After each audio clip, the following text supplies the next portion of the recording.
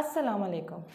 आज मैं आप लोगों को ये बताऊंगी कि माँ का दूध यानी ब्रेस्ट फीडिंग माँ और बच्चे के लिए कितना ज़रूरी है, इसके क्या फ़वाइद हैं और इससे दोनों किस तरीके से मुस्तफ़ीद हो सकते हैं। ठीक है, WHO की गाइडलाइन के मुताबिक एक बच्चे को माँ का दूध तकरीबन 2 साल तक पीना चाहिए, क्योंकि इसके अंदर वो सब कुछ है जो एक बच्चे को चाहिए। प्रोटीन, फैट्स, कार्बोहाइड्रेट, विटामिन्स और साथ में एंटीबॉडीज़। इसीलिए बहुत ज़रूरी है कि जो है ना एक बच्चा 2 साल तक अपनी माँ का दूध पिए और कम से कम 6 महीने तक तो हर सूरत में। अब बात इस तरीके से है कि कितनी प्रोटीन्स मौजूद हैं, फ़ैट्स का क्या रोल है, कार्बोहाइड्रेट्स का क्या रोल है, विटामिन्स का क्या है, ये मैं आपको साथ साथ बताती जाऊँगी। जो प्रोटीन्स हैं वो 2 तरह की होती हैं, एक वे और एक केज़ीन। माँ का दूध 60% जो है ना वे प्रोटीन जो है ना डेवलप करता है और 40% केज़ीन।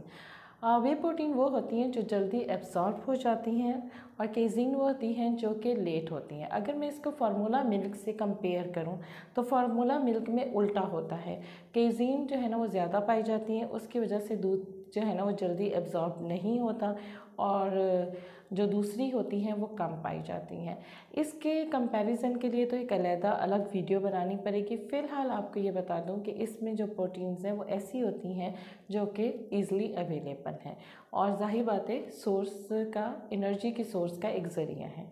दूसरे पे आते हैं fats. Fats is very important, क्योंकि फ़ैट्स जो है ना वो कैलोरीज़ आपको देता है, एनर्जी की एक सोर्स है और फ़ैट्स आपकी बहुत सारी चीज़ों को जो है ना हेल्पफुल करता है। तो इसीलिए फ़ैट्स जो है ना ब्रेस्ट फीड में फ़ैट्स की एक अपनी अहमियत है। नेक्स्ट आ जाते हैं हम कार्बोहाइड्रेट्स पे। कार्बोहाइड्रेट जो माँ के दूध में होता है वो लैक्टोज़ की सूरत में होता है। लैक्टोज़ जो है ना वो क्या करता है कि जो अनहेल्दी बैक्टीरिया है उसको कन्वर्ट करता है, मतलब उस बैक्टीरिया को रिमूव करता है और एक हेल्दी उसमें कन्वर्ट करता है, ताकि जो है ना बच्चे के अंदर से जो है ना वो अनहेल्दी बैक्टीरिया रिमूव हो सके और इन्फेक्शन ना हो सके। तो कार्बोहाइड्रेट का ये रोल होता है। अब आते हैं हम वाइटामिन्स पे। वाइटामिन्स मुख्तलिफ़ किस्म के होते हैं, A, D, E and K। अब माँ को ये चाहिए वो अपनी हेल्दी डाइट ले, फ्रूट्स ले, वेजिटेबल्स ले, ताकि जो है ना एक अच्छे वाइटामिन्स जो है ना उसके ब्रेस्ट फीड में डेवलप हो और बच्चे को वो फ़ायदा पहुंचा सकें। जो एंटीबॉडीज़ होती हैं माँ के दूध के अंदर वो बच्चे के अंदर जितने भी इन्फेक्शंस हैं उनके अगेंस्ट जो है ना वो लड़ती हैं और जो है ना वो इन्फेक्शन होने नहीं देती। तो इसलिए एंटीबॉडीज़ का बहुत बड़ा रोल होता है और बच्चे को माँ का दूध इसलिए पीना चाहिए। सबसे पहले मैं आपको ये बताऊंगी कि जो ब्रेस्ट फीड है उसके माँ को क्या फ़वाइद हैं और उसके बाद फिर मैं बच्चे को बताऊंगी के बारे में बताऊंगी। माँ को इस तरीके से है कि डिलीवरी के फ़ौरन बाद जो है ना अगर फ़ौरन ही वो अपने बच्चे को ब्रेस्ट फीड स्टार्ट करवा देती है तो वो पोस्टमार्टम डिप्रेशन से बच जाती है। पोस्टमार्टम डिप्रेशन का मतलब ये है कि डिलीवरी के बाद कुछ ख़वातीन के साथ ये मसला होता है कि वो इरिटेबल हो जाती हैं, चिड़चिड़ापन आ जाता है, डिप्रेशन में चली जाती हैं, रोना शुरू कर देती हैं और अजीबोगरीब ख़यालात आना शुरू हो जाते हैं। तो ब्रेस्ट फीड से ये सारी चीज़ों से बचा जाता है। दूसरा बहुत है कि अगर वो एक बच्चे से दूसरे बच्चे में वक्फा चाह रही हैं तो जब तक वो अपना दूध जो है ना बच्चे को पिलाती रहेंगी तो उनके दौरान ऑटोमेटिकली ये जो है ना वक्फा आ जाएगा, जिसको लैक्टेशनल एमेनोरिया भी कहते हैं। तो ये तो बहुत ही इजी हो गया कि वक्फे के लिए कुछ नहीं इस्तेमाल करना और माँ का दूध जो है ना बच्चे को पिला के आप एक वक्फा भी बरकरार रख सकते हैं।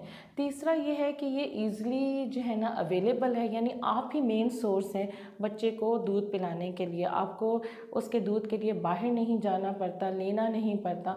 जब बच्चे को भूख लगे तो आप अवेलेबल हैं और आपने दूध पिलाना है। चौथा है कॉस्ट इफ़ेक्टिव, यानी ये कि अगर आपने बच्चे का दूध ख़रीदना है तो उसके लिए पैसे चाहिए। इसमें कुछ सी भी इस किस्म के पैसों की ज़रूरत नहीं है, आप ही सोर्स हैं, आप ही ने अवेलेबल रहना है, तो इस वजह से आपकी कॉस्ट भी इफ़ेक्ट कर सकती है।